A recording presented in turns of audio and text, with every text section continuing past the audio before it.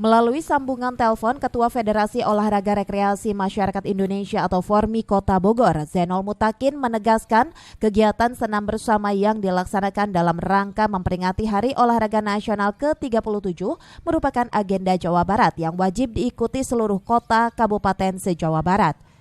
Pada kegiatan Senam Jawa Barat Bergerak Kota Bogor tersebut turut hadir Kepala Bidang Pemudayaan Olahraga Dispora Kota Bogor, Nong Maisaroh, dan dipantau langsung oleh Tim Sarjana Pendamping Penggerak Pembangunan Olahraga atau SP3OR Jawa Barat dan pengurus Formi Kota Bogor.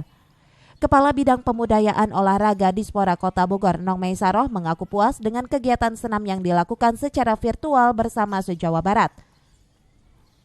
Menurutnya, Senam Jawa Barat juara ini kedepannya Dispora dan Formi Kota Bogor akan mensosialisasikan senam ini kepada masyarakat di masing-masing kecamatan.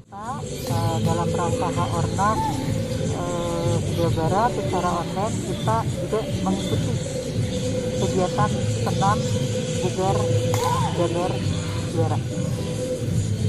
Bahkan ini 27 kota kabupaten, dan alhamdulillah Bogor tidak ketinggalan. Bersama Formi kita juga mengikuti senam secara online ini. Dari Kota Bogor, Cevi Alfi Adrian melaporkan.